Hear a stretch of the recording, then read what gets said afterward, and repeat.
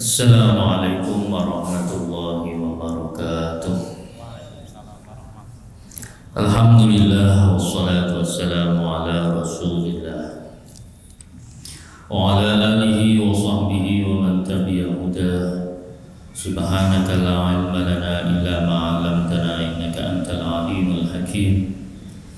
Allahumma rzuqna fahman nabiyyin wa hifdzal mursalin wa ilhamal malaikatil muqarrabin bi rahmatika ya arhamar rahimin. Allahumma anfa'na bima 'allamtana wa 'allimna ma yanfa'una wa zidna 'ilma. Rabbi shrah li sadri wa yassir li amri wa hlul 'uqdatam min lisani yafqahu qawli wa ba'd.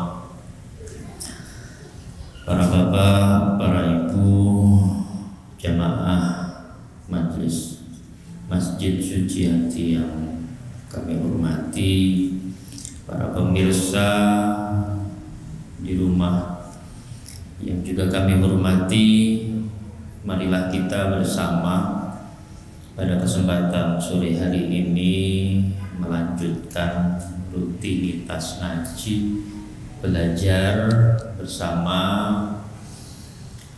sambil kita menunggu buka puasa. Untuk hari ini kita akan bersama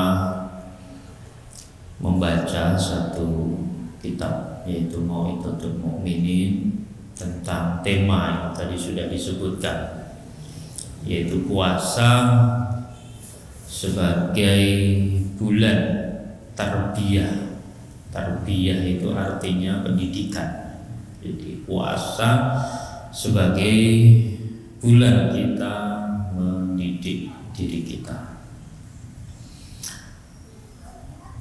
Baiklah para bapak, para ibu, jamaah sekalian yang dirahmati Allah. Jadi puasa itu adalah anugerah dari Allah Subhanahu wa ta'ala kepada para hambanya, yang itu dianggap sebagai anugerah yang paling agung. Kenapa dianggap sebagai sebuah anugerah yang paling agung? Karena puasa ini adalah senjata. Puasa ini adalah alat kita untuk mengalahkan, untuk menaklukkan godaan-godaan setan yang itu melekat dalam diri kita, hawa nafsu yang itu mempengaruhi hati dan jiwa kita untuk berbuat keburukan, untuk berbuat kerusakan. Kenapa puasa ini dianggap sebagai senjata? Juga dianggap sebagai benteng diri kita untuk menjaga, benteng diri kita untuk melindungi diri kita dari pengaruh-pengaruh setan. Karena di dalam puasa itu kita ada kesabaran, menahan diri. Itu adalah cara kita mendidik hati kita, yaitu mendidik tentang kesabaran untuk menahan. Maka salah satu rukun dari puasa selain niat itu adalah imsak. Imsak itu artinya menahan diri. Menahan diri ini tentunya butuh kesabaran, ya, menahan diri sesuai dengan tingkatan puasa kita.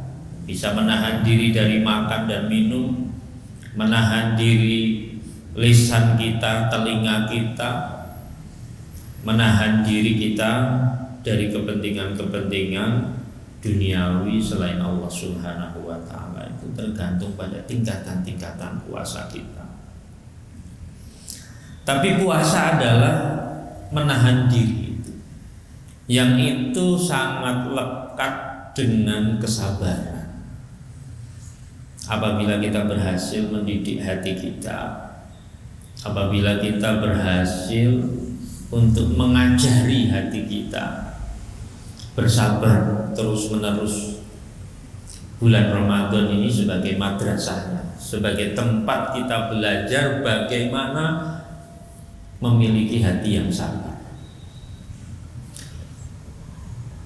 Di dalam Al-Quran diwahyukan Allah Subhanahu wa ta'ala berfirman, innama yuwaffas sabiruna ajrahum bighairi hisab.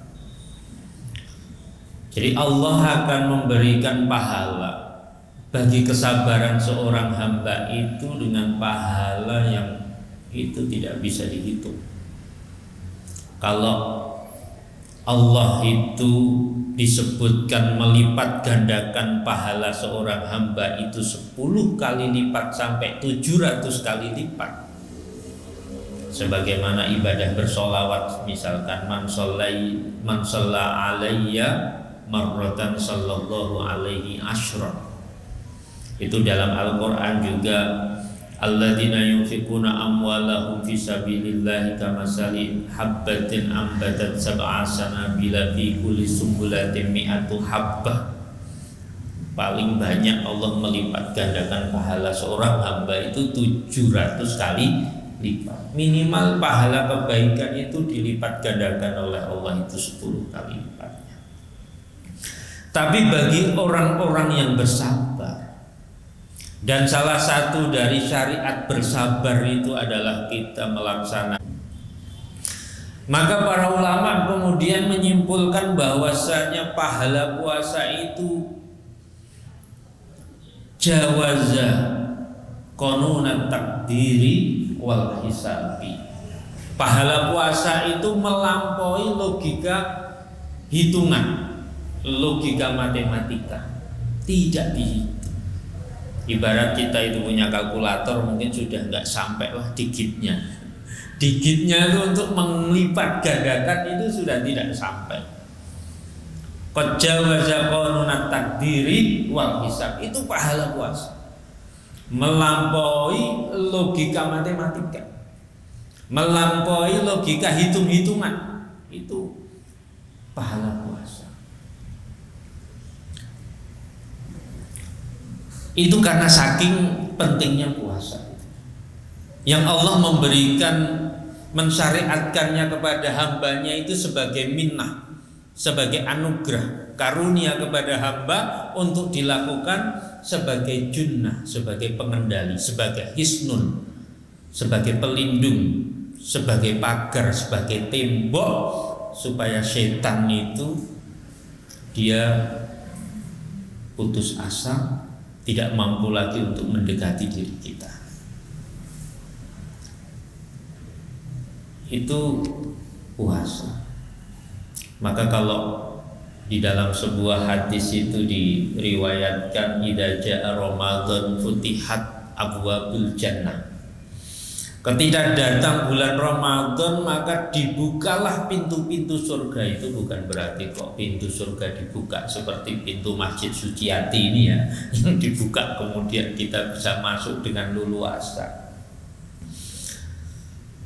Jadi dibukanya pintu surga itu sebagai sebuah metafor, sebagai perumpamaan bahwasanya pada saat itu ketika hadir, ketika kita masuk pada bulan Ramadan, maka kemudian semakin banyaklah amal ibadah kita. Amal ibadah umat Islam sedunia itu tiba-tiba meningkat pada bulan Ramadan. Semakin banyak yang ke masjid, semakin banyak pengajian, semakin banyak sedekah di mana-mana, itu tanpa bisa dihitung jumlahnya.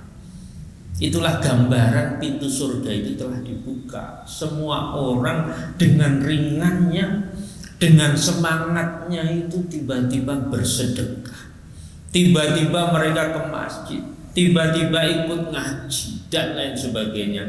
Itu gambaran pintu surga itu telah dibuka. Wa ghuliqat abwabun nar, dan dikuncilah pintu neraka. Itu karena manusia kemudian berbondong-bondong melakukan kebaikan dan meninggalkan keburukan. Semakin banyak ibadahnya, semakin menurun tingkat dosa dan maksiatnya. Wa sufidatis syayatin, dan dikerangkenglah setan. Itu bukan berarti kok setan tidak ada lagi. Ya ada saja tuh yang puasa siang-siang minum, itu juga ada. Diam-diam ya, ngumpet makan juga ada. Setan masih ada. Ya, ada juga yang maksiat. Siang-siang misalkan kelahi juga ada. Yang memfitnah, hasud, iri, dengki, masih banyak itu. Masih ada. Maka sufi dari syayatin, setan dibelenggu itu adalah gambaran mengenai kebanyakan orang. Umumnya kita umat Islam ini kemudian berbuat kebaikan, susah diajak untuk berbuat keburukan, maka itu adalah gambaran di mana setan itu menyerah. Setan itu putus asa. Biasanya nang omah leyek-leyek ndelok TV, kok ngerti-ngerti pengen nang masjid. Dorongan itu kuat. Setannya putus asa, nyerah. Ini biasanya sholat isya 4 rakaat aja itu kadang akhir-akhir kok. Kalau ingat sebelum tidur, seharian kerja, kok tiba-tiba isya sudah di masjid, sholatnya nggak cukup 4 rakaat. Itu setannya tuh kemudian nyerah, putus asa, merasa nggak ada waktu lagi untuk mempengaruhi manusia. Manusia juga mikir mau berbuat dosa, puasa kok ngelakoni dosa. Kita itu menahan seharian lapar kok, masa mau sia-sia kita ngelakuin perbuatan dosa apa? Ada pertimbangan-pertimbangan seperti itu dalam hati manusia, menunjukkan manusia itu minimal di bulan Ramadan semakin baik. Maka sufidati syayatin, setan itu kemudian putus asa, merasa menyerah karena umat Islam ini kemudian tiba-tiba berbondong-bondong menuju kepada kebaikan, entah sholatnya, entah wiridnya, entah berdoanya, entah bacaan Al-Qur'annya, entah pengajiannya, entah sedekahnya. Tiba-tiba di mana-mana ada takjil. Ya, Senin Kemis itu nggak ada loh, jarang ada takjil gitu. Sekarang nggak cuma Senin Kemis, setiap hari ada takjil di masjid-masjid. Kalau di Timur Tengah itu nggak cuma masjid, di rumah-rumah pribadi, di jalan-jalan itu ada takjil. Berebut mereka, orang lewat ditarik supaya buka di tempatnya. Untuk mendapatkan pahala memberikan buka puasa kepada orang yang berpuasa. Berebut mereka, ditarik-tarik. Maka kalau di Masjidil Haram itu juga begitu, di Madinah juga begitu. Orang langsung gelar gitu tempat untuk buka puasa, kemudian siapapun yang lewat itu ditawari untuk buka di situ supaya makan, untuk mendapatkan pahala sedekah takjil. Nah, kalau kemudian banyak orang sudah seperti itu, semuanya berpuasa, berbondong-bondong mereka bersedekah ke masjid, sholat dan lain sebagainya, setan itu merasa ini manusia dalam kondisi lebih kuat untuk bertahan dalam kebaikannya. Itulah kenapa puasa itu adalah minnatun.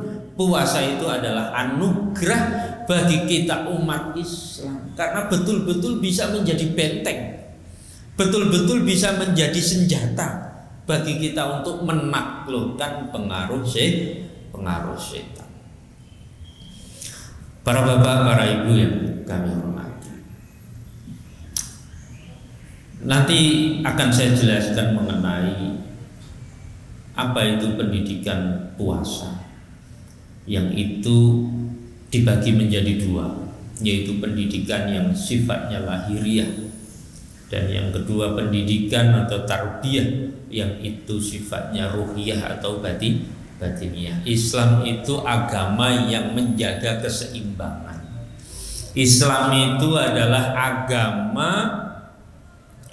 yang moderat, yang wasati, yang tidak hanya satu sisi tetapi dua sisi itu disyariatkan, diperjuangkan. Tidak hanya lahiriahnya saja tetapi batiniyah, tidak hanya jasadiah saja tetapi ruhiyah, tidak saja material saja tetapi juga imaterialnya itu dibangun bersama.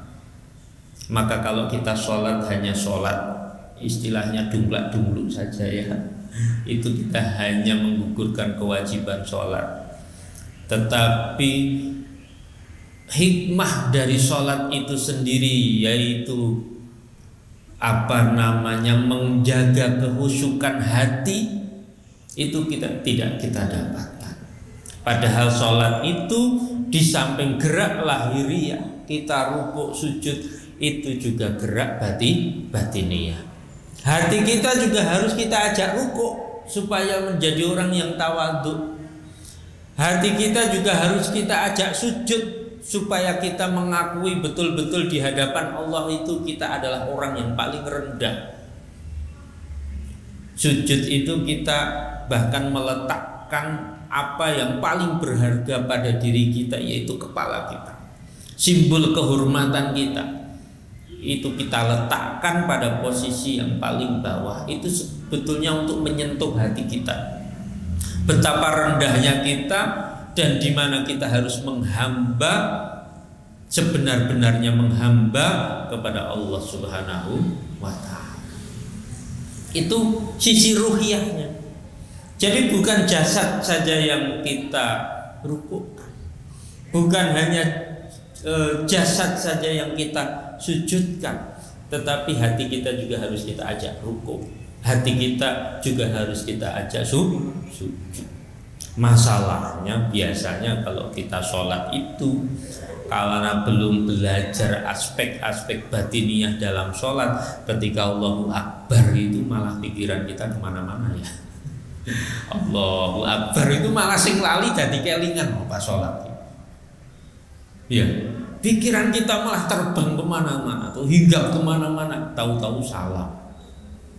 Itu berarti baru lahiriah saja dari diri kita yang kita sholatkan, belum hati kita sholatkan. Lah puasa itu di samping lahiriah. Kenapa lahiriah? Imam Syafi'i itu salah satu dari pemimpin madhab 4. Imam Syafi'i, dia pernah mengatakan bahwa dirinya itu tidak pernah kenyang.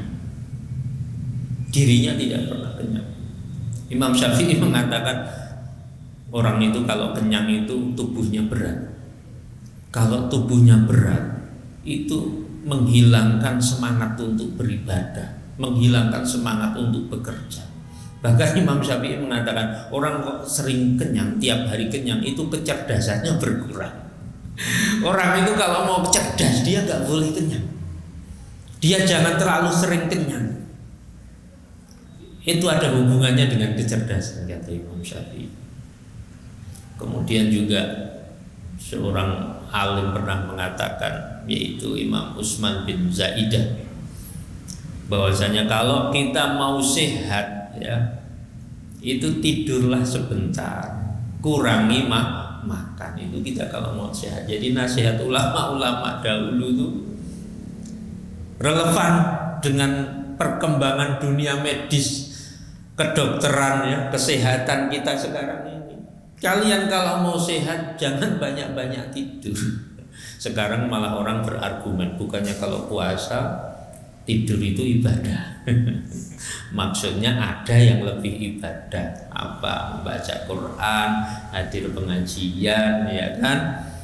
Sholat sunnah dan lain sebagainya. Dan kurangi makan. Puasa itu cara kita untuk mengurangi makan. Bahkan Amir bin Aswad itu pernah mengatakan, orang banyak makan kemudian gemuk itu identik dengan kesombongan. Orang kalau gemuk kan merasa dirinya itu makmur gitu ya. Terus kalau jalan nggak bisa nunduk, pasti tegak. Jadi kaya-kaya orang itu kalau gemuk itu nyun ngapunten kalau ada yang gemuk. Itu ya identik dengan kesombongan. Para bapak, para ibu yang dirahmati oleh Allah, secara lahiriah jelas puasa itu bagian dari kita mendidik tubuh kita untuk sehat. Ya. Pernyataan apa yang disampaikan oleh para ulama-ulama dulu itu tidak ada yang luput semua sama ketika itu dipahami, diteliti secara modern melalui keilmuan medis, kedokteran dan lain sebagainya.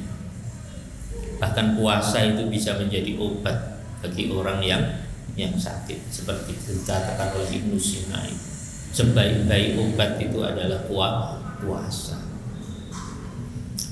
Secara batiniah, Imam Al-Ghazali mengatakan bahwasanya ada beberapa hal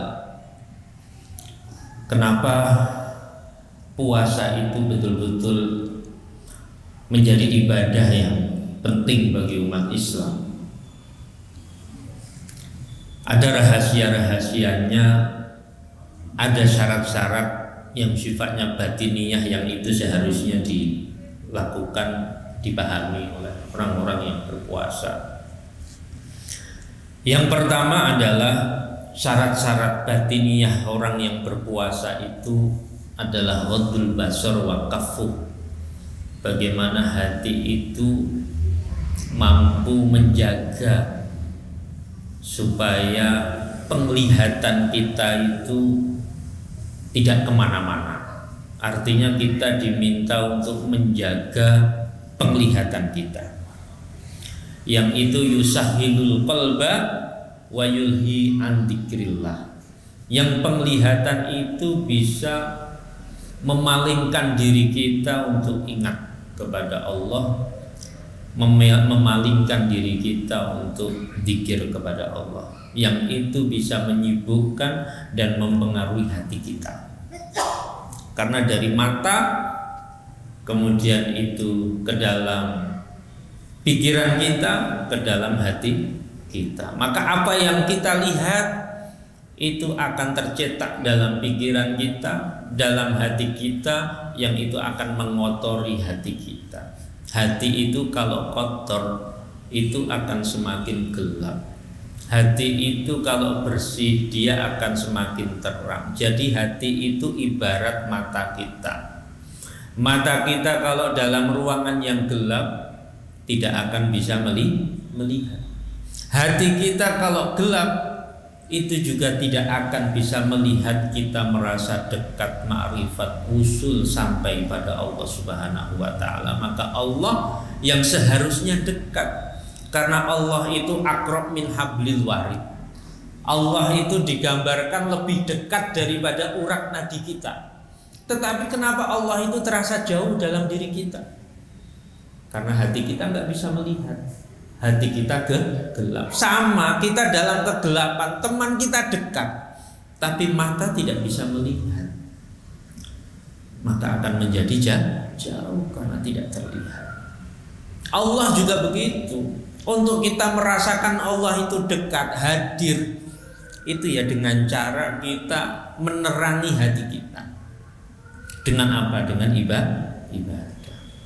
Maka dikatakan bahwasanya gelapnya hati itu karena maksiat, terangnya hati itu karena ibadah. Jadi panjenengan sedaya Bapak Ibu tinggal hanya mengukur, menimbang saja sejauh mana ibadah, sejauh mana maksiat. Semakin tinggi ibadahnya dan semakin sedikit maksiatnya, hati itu akan semakin terang.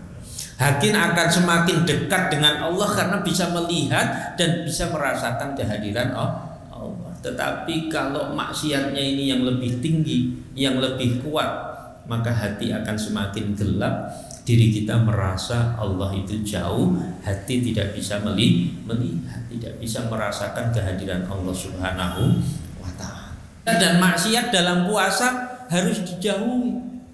Puasa itu tidak hanya menahan diri kita dari makan dan minum, itu puasanya orang awam, saumul awam. Kalau kita mau naik derajat pada saumul khusus, puasanya orang-orang khusus, bukan hanya makan dan minum, tetapi juga mata kita puasakan, telinga kita puasakan, lisan supaya tidak memfitnah, supaya tidak membuli, supaya tidak merasani, itu kita puasakan. Hati kita puasakan supaya tidak suudzon, supaya tidak hasud, supaya tidak iri, supaya tidak itu shaumul khusus. Kalau kita mau naik lagi, itu shaumul khususin khusus. Itu kalau tidak ada dalam hati kita, tidak ada dalam pikiran kita kecuali Allah Subhanahu wa ta'ala. Dalam arti apa? Yang kita kerjakan semuanya adalah karena Allah Subhanahu wa ta'ala. Itu shaumul khususin khusus.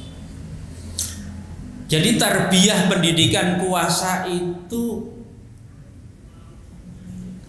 adalah syarat-syarat batiniah ketika puasa adalah kita menjaga mata kita, menjaga semua hal yang itu bisa memalingkan hati kita dari Allah Subhanahu wa ta'ala. Itu syurut batiniah, syarat-syarat batiniah puasa. Yang kedua, hifdzul lisan, menjaga lisan. Ini juga merupakan syarat bagi kita yang berpuasa. Kemudian kafus sam'i, ya kan, menjaga pendengaran kita. Pendengaran itu kita ngerumpi sama dengerin orang ngerumpi sama. Ya, aku nggak ngerumpi, cuman aku tuh dengerin saja, ikut meramaikan, ya sami mau, ikut menikmati rumpian-rumpian itu, sami mau. Pramila teng Al-Qur'an itu sama'una lil kadzibi akaluna lis sukti. Orang yang hanya mendengar kebohongan, mendengar fitnah, mendengar hibah, ikut mencermati, ikut menikmati, itu sama saja dengan akaluna lis sukti, yaitu orang yang memakan harta yang haram, orang yang memakan barang yang haram. Jadi mendengar itu sama saja dengan melakukan. Maka kasfus sam'i anil isgha ila kulli makruhin, menjaga telinga kita untuk tidak mendengarkan sesuatu yang itu dilarang oleh Allah Subhanahu wa ta'ala. Jadi memang totalitas betul puasa itu mendidik diri kita. Karena diharapkan apa? Ya setelah puasa ini kita bisa terus konsisten untuk menjaga kebaikan yang telah kita lakukan, yang telah kita biasakan itu selama puasa. Kemudian kafu baqiyatil jawarih anil asam minal yadi warijli. Jadi orang puasa itu sama dengan orang yang sedang membangun istana. Dan sikap kita untuk menjaga diri kita, lisan kita, telinga kita, tangan kita, kaki kita dari perbuatan yang dilarang oleh Allah Subhanahu wa ta'ala itu disamakan kita sedang menjaga sebuah wilayah atau sebuah teritori dari istana yang kita bangun. Istana itu punya wilayah, disitulah raja, disitulah pemimpin, dia memiliki daerah kekuasaan. Kalau kita puasa berarti kita sedang membangun istananya. Kita menjaga tangan, lisan, mata kita dari perbuatan yang dilarang, itu kita sedang menjaga teritori kita. Nah, ketika kita hanya berpuasa, kita hanya membangun istananya, tetapi lisan kita, telinga kita, kaki kita, tangan kita itu berbuat yang dilarang oleh Allah Subhanahu wa ta'ala, sama saja kita membangun istana, kita menghancurkan teritori kita, menghancurkan wilayah kita. Artinya ya puasa menjadi tidak ada artinya. Kita hanya mendapatkan lapar, kita hanya mendapatkan haus, tetapi itu pada akhirnya nanti akan roboh, akan rusak karena tidak memiliki wilayah, tidak memiliki kekuasaan, tidak memiliki pertahanan. Kanjeng Nabi pernah mengatakan kam min shaimin, gitu. Kam min shaimin laisa lahu min shaumihi illal ju' wal 'athas. Ini kita harus hati-hati, waspada untuk sampai pada kesempurnaan puasa. Seperti kita kalau sholat lah, Sholat itu kalau kita hanya mengejar syarat dan rukunnya itu begitu mudah dan ringan. Dengan hanya melafadzkan takbir, kemudian membaca Fatihah, rukuk, sujud, ya kan? Kemudian salam, dengan gerakan-gerakan fisik itu selesai sudah kita menunaikan kewajiban. Tapi kalau kita ingin mendapatkan kesempurnaan sholat, itu seharusnya yang takbir bukan hanya lisan, yang takbir hati juga. Yang rukuk itu bukan hanya tubuh kita, tetapi yang kita rukukkan itu adalah juga hati kita. Yang kita sujudkan itu bukan hanya tubuh kita, tetapi juga hati kita. Yang kita lafadzkan itu bukan hanya lisan kita yang melafadzkan, tetapi hati kita yang melafadzkan. Pramila Imam Al-Ghazali dalam Ihya itu mengatakan bahwasannya kunci dari sholat khusyuk itu kalau pertama-tama kita bisa tafahum, kita bisa memahami, mengerti makna dibalik apa yang kita baca. Maka penting kalau panjenengan sedaya menika belajar tafsir surah Al-Fatihah. Yang sering dibaca apa kalau sholat? Kulhu. Kita penting untuk memahami apa yang dimaksud dalam surah Kulhu itu, apa artinya dan seperti apa tafsirnya, supaya kalau kita itu sholat itu bisa ngangen-angen maknanya, bisa memahami dan bisa menghayati maknanya, karena kehusukan itu ada di situ. Kehusukan itu bukan kok berarti Allahu Akbar kemudian seakan-akan kita saking khusyuknya mau terbang gitu ya, nggak sadar gitu, nggak. Khusyuk itu ya kita memahami apa yang kita lafadzkan, apa yang kita baca itu khusyuk. Maka penting mempelajari bacaan. Subhanallah itu artinya apa? Subhana rabbiyal azim wa bihamdi. Itu tafsirnya seperti apa? Maka orang semakin dalam ilmunya, dia akan semakin khusyuk. Ya. Maka Nabi Muhammad, Kanjeng Nabi Muhammad sallallahu alaihi wasallam itu digambarkan sholatnya itu hatta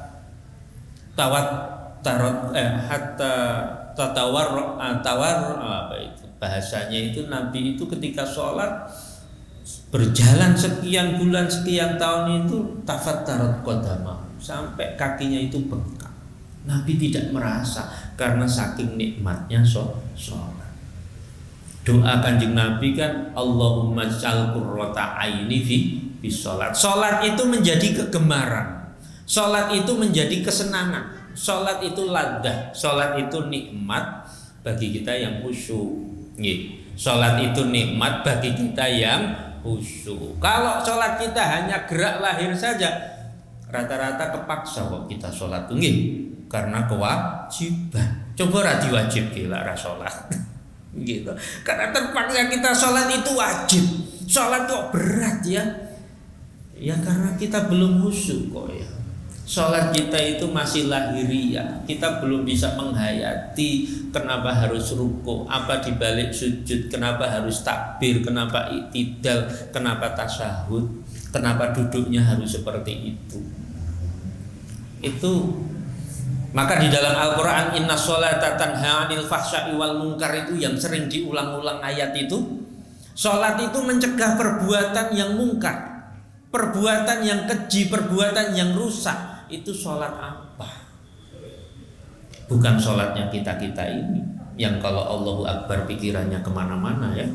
Maka wajar kalau kita itu masih ada dosa-dosanya, maksiat-maksiatnya ya. Belum bisa sepenuhnya kita itu ibadah. Jadi sholat yang bisa menghindarkan diri kita dari perbuatan fahsyat dan mungkar itu adalah sholat yang kita bangun melalui kehusyukan. Orang kalau 5 hari, 1 hari 5 kali minimal dia betul-betul merasa dekat dengan Allah karena kehusyukannya, karena hatinya bersih. Maka kemudian dia bisa dekat dengan Allah Subhanahu wa ta'ala. Rasa-rasanya gak mungkin dia itu mudah berbuat kerusakan, mudah berbuat maksiat, mudah berbuat dosa. Hanya mereka lah orang yang tidak sholat, atau mungkin sholatnya itu masih pada tahap lahiriahnya saja. Dia belum bisa menghayati ketika sholat itu kedekatan dirinya dengan Allah Subhanahu wa ta'ala.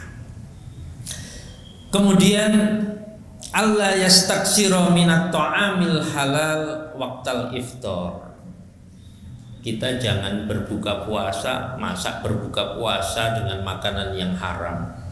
Itu ibarat kita membangun istana tetapi menghancurkan negaranya, menghancurkan keratonnya misalnya. Sedangkan kita hanya membangun istana. Itu kalau kita puasa tapi masih banyak berbuat dosa, atau kita puasa tetapi buka puasanya dengan apa yang diharamkan oleh Allah Subhanahu wa ta'ala. Tingkatan selanjutnya, bahkan kita berbuka dengan yang halal.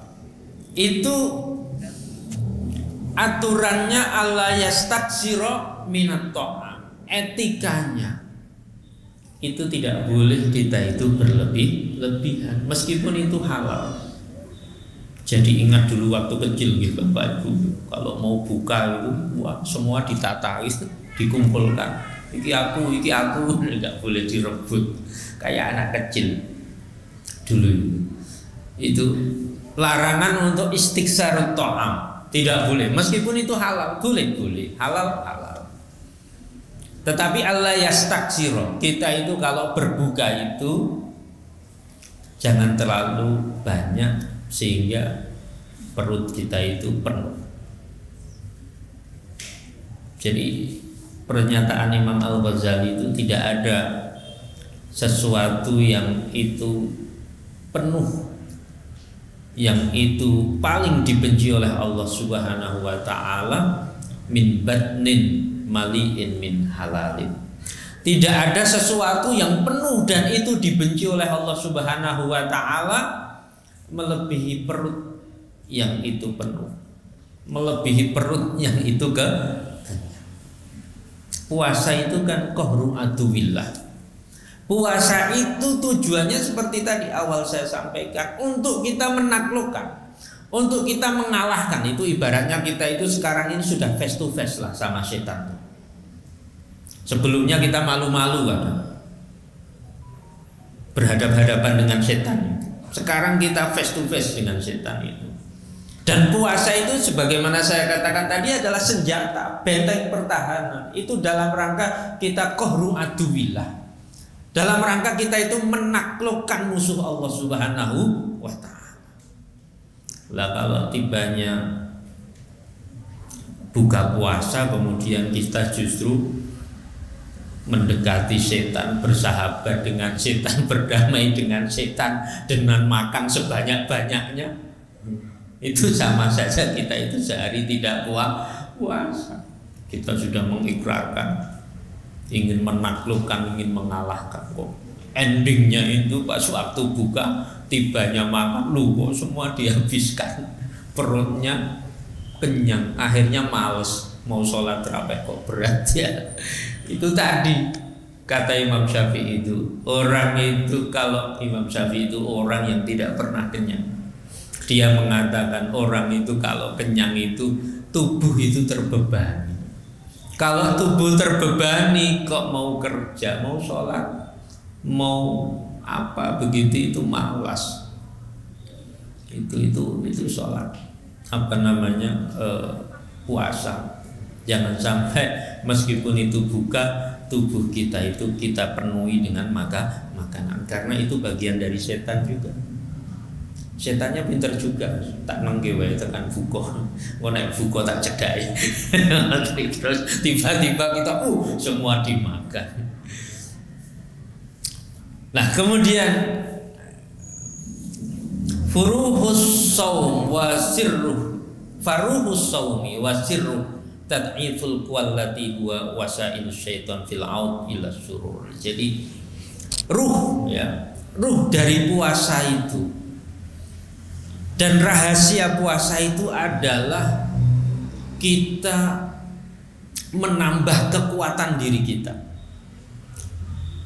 dalam rangka kita itu melawan setan, sehingga kita kembali kepada keburukan, sehingga kita kembali kepada kesesatan, sehingga kita kembali kepada dosa dan kesalahan. Jadi puasa itu sebetulnya adalah booster sebetulnya untuk memperkuat diri kita supaya kita tidak terkena penyakit-penyakit. Puasa supaya kita tidak terkena penyakit hati, supaya kita tidak terkena penyakit dari maksiat-maksiat itu. Wala yahsula dzalika illa bitaklil, dan itu tidak mungkin didapatkan kecuali kita dengan menyedikitkan makan, dengan menyedikitkan asupan. Jadi sebetulnya setan itu semakin kuat kalau kita kenyang, tetapi kita itu semakin kuat untuk melawan setan itu kalau kita lapar. Nah, itu at-taklil, itu penting. Kita jangan sampai ketika berbuka puasa justru berlebih-lebihan, karena itu kontradiktif dengan ikrar kita ketika kita sahur untuk melawan, untuk menaklukkan setan, musuh Allah Subhanahu wa ta'ala. Kemudian yang terakhir, ayyakuna qalbuhu ba'dal iftari muttariban bainal khaufi war roja. Karena ini adalah ibadah, dan ibadah ini bukan kita peruntukkan untuk siapa-siapa, tetapi kita peruntukkan untuk Allah Subhanahu wa ta'ala. Maka puasa itu fahuwali wa ana ajibihi, puasa itu untukku dan akulah yang akan memberikan balasan, yang balasan itu bighairi hisab, melampaui logika matematika. Maka berbahagia orang-orang yang berpuasa. Nah, ketika berbuka, hayati dalam hati itu muttariban bainal khaufi war roja, hati dalam posisi khauf, khawatir, hati dalam posisi roja, berharap, khawatir jika puasanya itu tidak diterima oleh Allah Subhanahu wa ta'ala karena penyakit-penyakit hati selama puasa itu terjadi, dan berharap supaya Allah Subhanahu wa ta'ala menerima puasa. Itu al-khauf war roja ketika kita telah berbuka. Baik, karena waktu yang sudah sebentar lagi maghrib, kita akhiri, kurang lebihnya mohon maaf. Allahumma fiqillah wa mitariq. Wassalamualaikum warahmatullahi wabarakatuh.